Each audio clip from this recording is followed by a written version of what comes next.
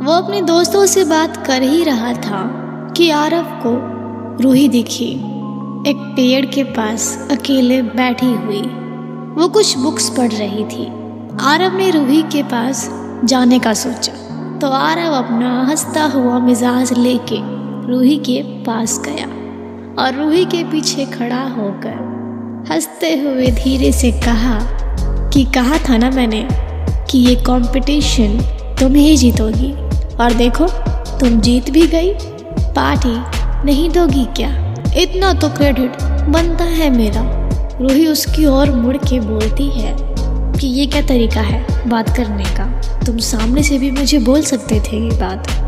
आरव कहता है गुस्सा मत हो, मैं तो बस ऐसे ही मजाक कर रहा था। रूही भी कुछ नहीं कहती है, ज़्यादा इस बात को सीरियस वो नहीं लेती है और बाद में इधर उधर की बात ना करते हुए वो आरव को थैंक यू बोलती है कि थैंक यू कल के कंपटीशन के लिए।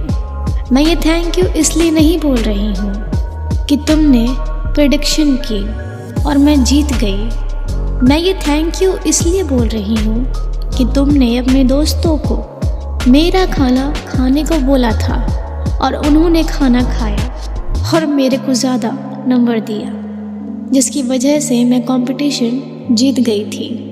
So thank you so much again. लेकिन ऐसा करने की तुम्हें ज़रूरत नहीं थी। आरव कहता है तुम्हारा खाना अच्छा था इसीलिए मेरे दोस्तों ने खाया था और उन्होंने उसी हिसाब से स्कोर दिया। तुम ही बताओ, क्या कोई ख़राब खाना खाना चाहेगा? अगर तुम खाना अच्छा नहीं बनाती तो क्या मेरे दोस्त तुम्हारा खाना खाते क्या? नहीं ना।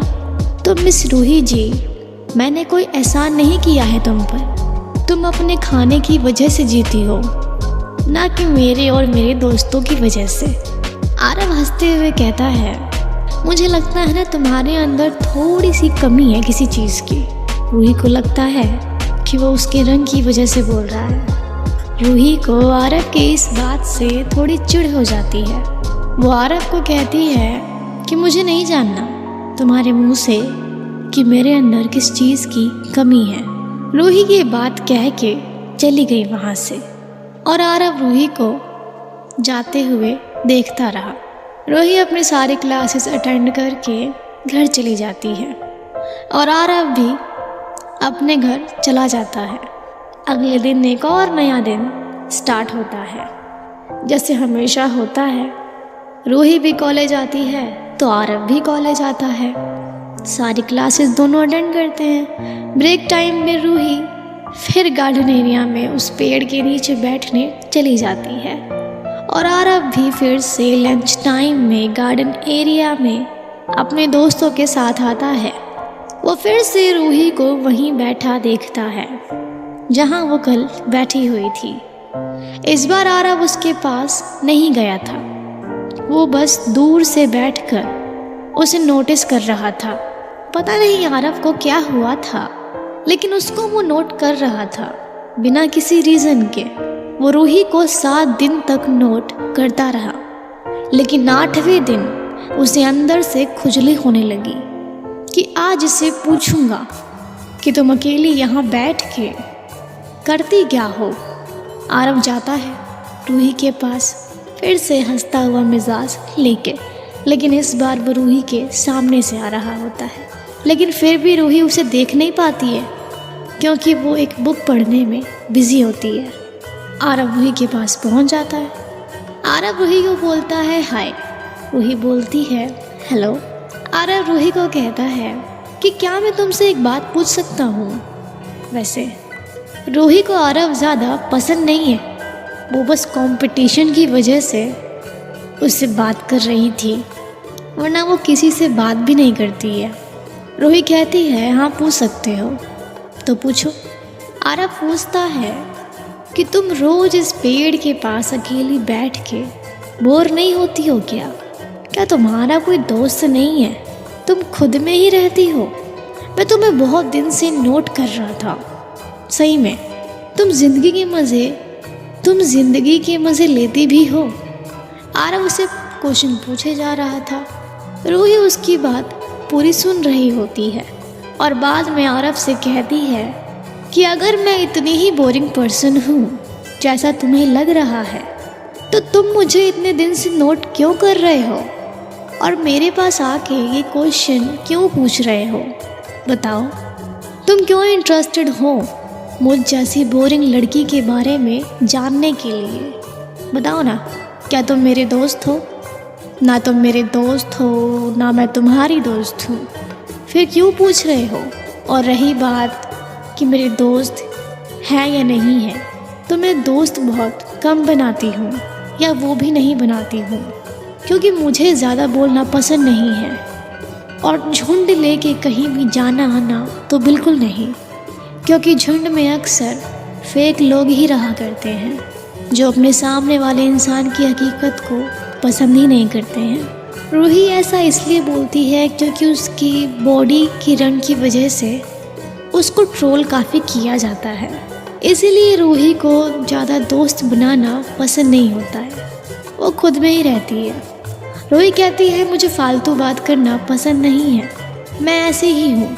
औरों को लगता होगा देखने में कि मैं बहुत बोरिंग पर्सन हूँ, लेकिन मैं बहुत एंजॉय करती हूँ अपनी लाइफ को। मैं बोर नहीं होती खुद से और ना औरों से। सबका अपना अपना स्टाइल होता है लाइफ को जीने का, जैसा तुम्हारा है वैसा मेरा भी है, लेकिन मुझे तुम्हारा फेक लगता है और तुम्हें मेरा बोरिंग लगता है। आरव उसकी सारी बातें सुन रहा था, वो बस सुनता जा रहा था, कुछ नहीं बोल रहा था। रूही कहती है क्या हुआ, इतने चुप क्यों हो गए तुम तो बड़े शांत हो गए मेरी बात सुन के। आंसर मिल गया तुम्हें, अब बताओ। रूही कहती है कि तुम पहले लड़के हो जो मुझसे ये क्वेश्चन कर रहा है और इस क्वेश्चन का मैंने रिप्लाई भी दिया है। इतना कह के रूही चली जाती है, लेकिन आरव वहीं बैठा रह जाता है।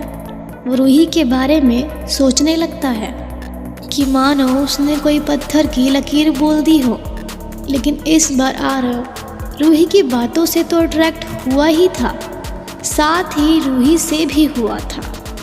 उसके अंदर क्यूरियोसिटी बढ़ने लगी रूही को जानने की, या यूँ कह लो कि थोड़ा थोड़ा अट्रैक्शन होने लगा था आरव को रूही से। आरव भी खुद कहने लगा था कि मैं रूही के बारे में इतना सोच ही क्यों रहा हूँ, उसमें ऐसा है ही क्या खास, वो तो दिखने में भी इतनी खास नहीं है, फिर भी मैं अट्रैक्ट क्यों हो रहा हूँ। लेकिन आरव ये बात अपने दोस्तों को बिल्कुल नहीं बताता है कि वो रूही के बारे में क्या सोचता था और क्या सोच रहा है। इतना सोचते हुए कॉलेज ओवर कब हो जाता है पता भी नहीं चलता है। बाद में दोनों अपने घर चले जाते हैं, रूही अपने घर तो आरव अपने घर। आरव अपने घर में भी रूही के बारे में ही सोच रहा होता है। नेक्स्ट डे आरव कॉलेज आता है। वो फिर लंच टाइम में गार्डन एरिया में जाता है। वो गार्डन एरिया में चला तो जाता है, लेकिन उसे रूही गार्डन में नहीं दिखती है इस बार। नेक्स्ट डे भी यही होता है और उसके नेक्स्ट डे भी रूही उसे नहीं दिखती है। बात बड़ी नहीं थी, लेकिन आरव को थोड़ी टेंशन होने लगी। पता नहीं किस बात की टेंशन, क्या इतनी खास थी क्या उसके लिए? इतनी खास तो वो थी भी नहीं, फिर भी उसे टेंशन हो रही थी कि हुआ क्या है, वो आ क्यों नहीं रही है। रूही का पता लगाने के लिए आरव पहली दफ़ा रूही के दोस्तों से मिलता है। उनसे पूछता है कि रूही कॉलेज क्यों नहीं आ रही है, लेकिन रूही के दोस्त कहते हैं कि तुम हो कौन, हम तो तुम्हें नहीं जानते और रूही तुम्हें कैसे जानती है। आरव कहता है रूही को मैं जानता हूँ और रूही भी मुझे जानती है। आप मुझे ये बताओ कि रूही आ क्यों नहीं रही है 3 दिन से कॉलेज, क्या हुआ है उसे? रूही की दोस्त कहती है वो बीमार है कुछ दिन से, इसीलिए वो नहीं आ रही है।